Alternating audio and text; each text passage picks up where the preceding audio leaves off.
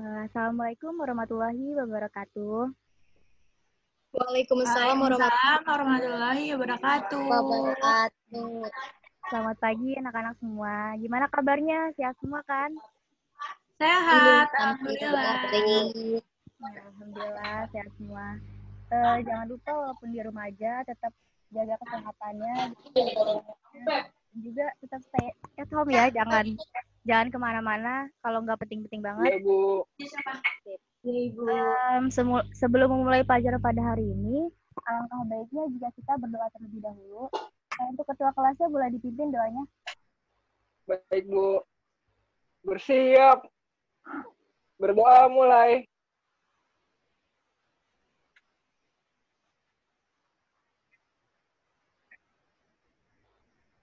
Selesai. Memberi salam. Assalamualaikum warahmatullahi wabarakatuh. Waalaikumsalam warahmatullahi wabarakatuh. Terima kasih kepada saudara Noval. Sebelumnya saya cek kehadiran dulu ya, kita absen dulu.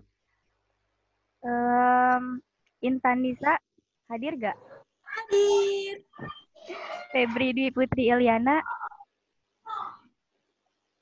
Febri ada gak? Hadir, Bu. Eli Rahayu. Hadir, Bu. Tiara Suci.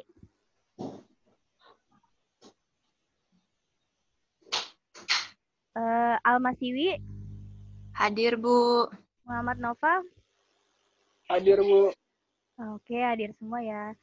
Next time kalau misalnya ada yang berhalangan atau izin, mungkin kan kalau di rumah ada kendala-kendala tertentu, itu boleh banget berkabar ke ibu ya, kalau misalnya ada kendala untuk PJJ-nya.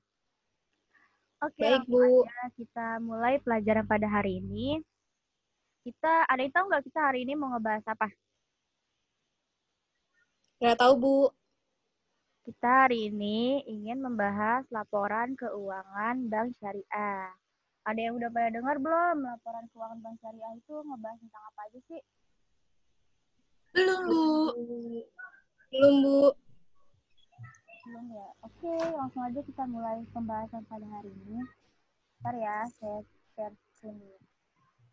Udah pada muncul belum di layarnya? Masih loading, Bu. Udah ada, Bu. Udah? Sudah. Oke. Pada hari ini kita akan membahas tentang laporan keuangan Bank Syariah. Sebelumnya kita harus mengetahui dulu nih apa sih pengertian dari laporan keuangan Bank Syariah. Oke. Jadi, laporan keuangan Bank Syariah itu menurut Muhammad tahun 2005 adalah laporan keuangan yang menggambarkan fungsi Bank Islam sebagai investor, hak dan kewajiban dengan tidak memandang tujuan Bank Islam dari masalah investasinya, apakah ekonomi atau sosial. Jadi, laporan keuangan Bank Syariah itu berbeda dengan laporan keuangan konvensional, di mana tidak hanya melaporkan dari segi ekonominya, tetapi juga dari segi sosialnya juga. Kemudian, pengertian selanjutnya yaitu merupakan laporan keuangan yang mempunyai tujuan untuk menyajikan laporan keuangan sesuai dengan PSAK berdasarkan dengan prinsip-prinsip syariah. Jadi di sini juga bedanya dengan laporan keuangan bank yang konvensional dengan bank syariah, yaitu bahwa di bank syariah ini mengandung prinsip-prinsip atau aturan-aturan syariah yang harus dipatuhi oleh bank syariah itu sendiri. Kemudian kita mengetahui tujuan laporan keuangan syariah. Apa aja sih tujuannya? Yang pertama yaitu untuk pengambilan keputusan investasi dan pembiayaan, di mana laporan keuangan ini menyediakan segala informasi yang bermanfaat bagi pihak-pihak yang berkepentingan dalam pengambilan keputusan.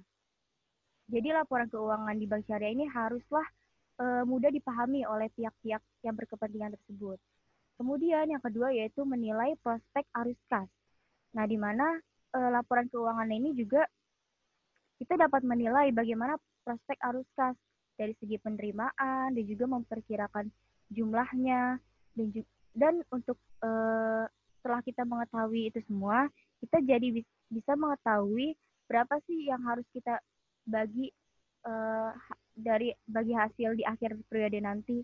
Kemudian yang ketiga yaitu kepatuhan bank terhadap prinsip syariah. Nah, lagi-lagi di sini ditekankan bahwa prinsip syariah itu penting banget untuk dipatuhi bagi pihak bank syariah, di mana itu yang membedakan dari bank-bank konvensional yang lainnya. Kemudian di sini sebelum kita masuk ke laporan keuangan, kita perlu mengetahui bagaimana sih siklus dari akuntansi sehingga terjadi laporan sehingga muncullah laporan keuangan. Yang pertama itu pasti setelah melakukan transaksi pasti ada buktinya.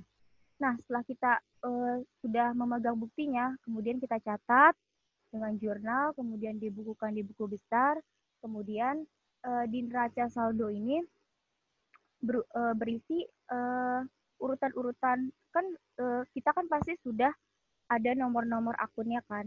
Nah, di neraca saldo ini muncullah urutan-urutan berdasarkan akun-akun seperti harta, terus perlengkapan, piutang, modal, dan utang, dan lain-lain.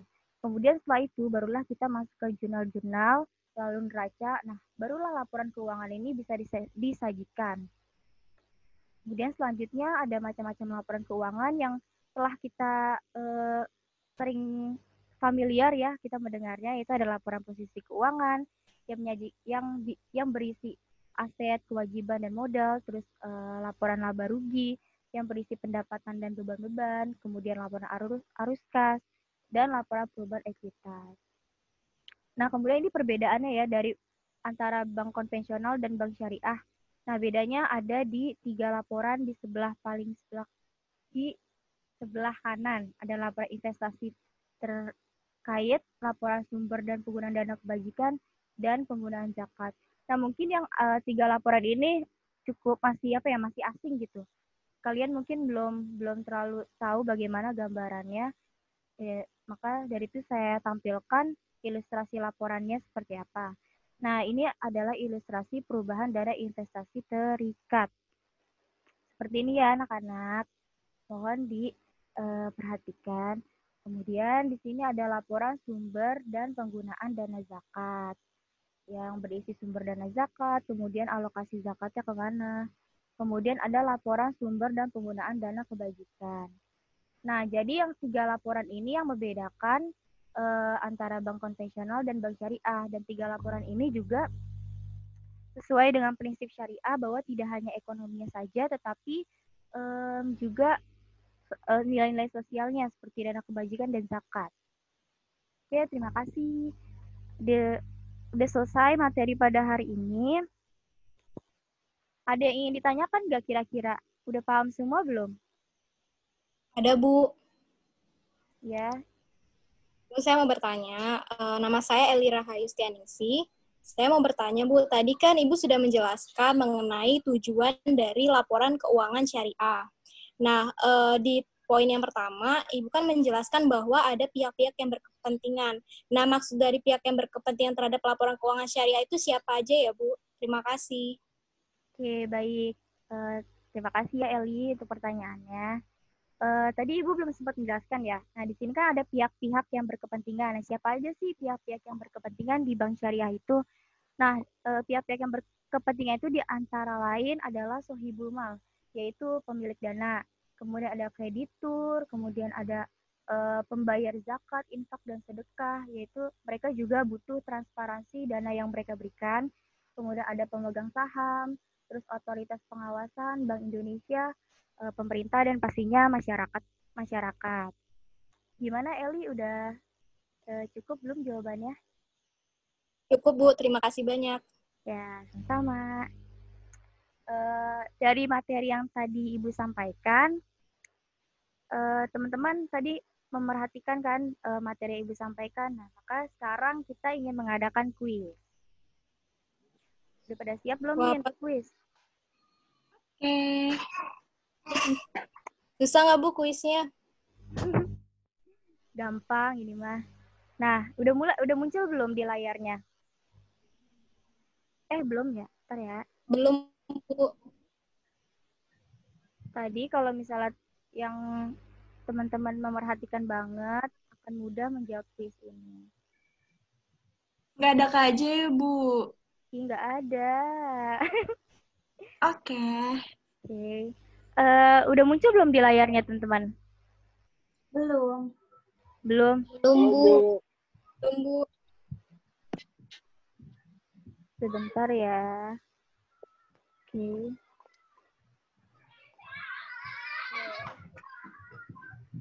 Udah muncul belum? Udah, Bu, udah masuk. Udah masuk semua ya? Kita mulai ya kuisnya ya. Iya, Bu.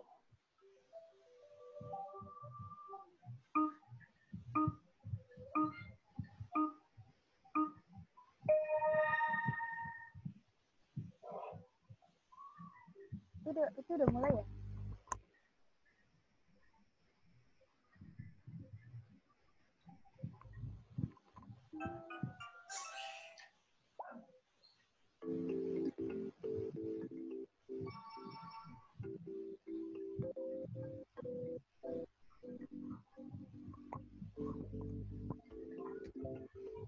Muncul gak di layarnya?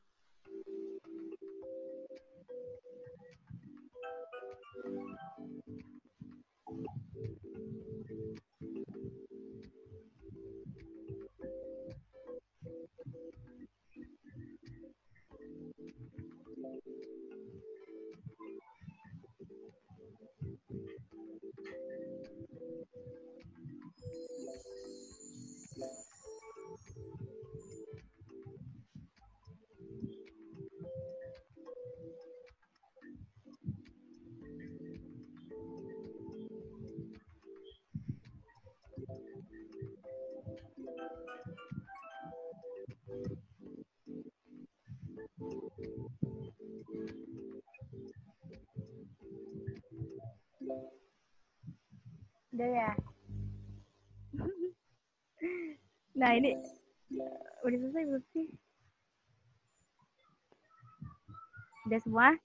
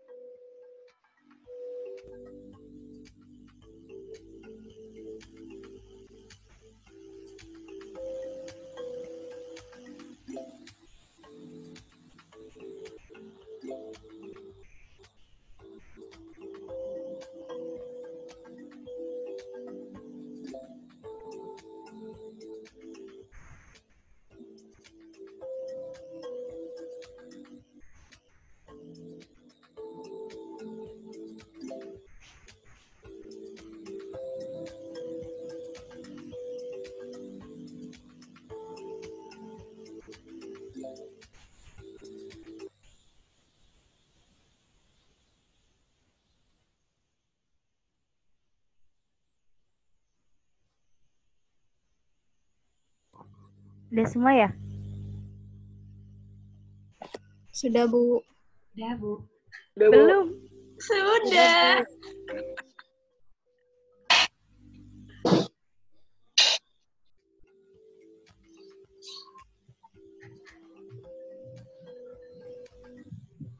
Oke udah ya. Ini yang peringkat pertama siapa nih namanya? Lakuat. Ini siapa? Eli, Bu. Eli ya? Ya, Eli. Iya. Selamat ya. Eli. Selamat, Eli. Selamat ya, Eli. Ini dapat apa, Bu? Ya, Eli dapat nilai tambahan ya dari saya. Wow. Tapi teman-teman juga jangan berkecil hati karena yang lainnya juga dapat nilai tambahan karena udah berpartisipasi di kuis ini. Oke, jadi kesimpulannya pada hari ini, sebelum kita Bank Syariah itu tidak hanya mengutamakan ekonomi saja, tetapi juga nilai-nilai sosial. Maka di situ juga ada pelaporan zakat, ada pelaporan dana kebajikan, infak dan sodako. Nah, dan juga teman-teman semoga pembelajaran pada hari ini itu bermanfaat untuk lebih mengetahui bagaimana sih laporan keuangan pada bank syariah itu. Nah, untuk perhitungannya dan juga untuk ilustrasi-ilustrasi yang lebih lanjut, nanti akan Ibu jelaskan di pertemuan selanjutnya ya. Baik, Bu. Baik, Nah, Bu. ini juga ada Google Classroom. Jangan lupa kalian join di Google Classroom yang Ibu buat. Ini untuk mata kuliah laporan keuangan bank syariah. Udah muncul belum layarnya? Udah, Bu. Bentar ya. Udah, Bu.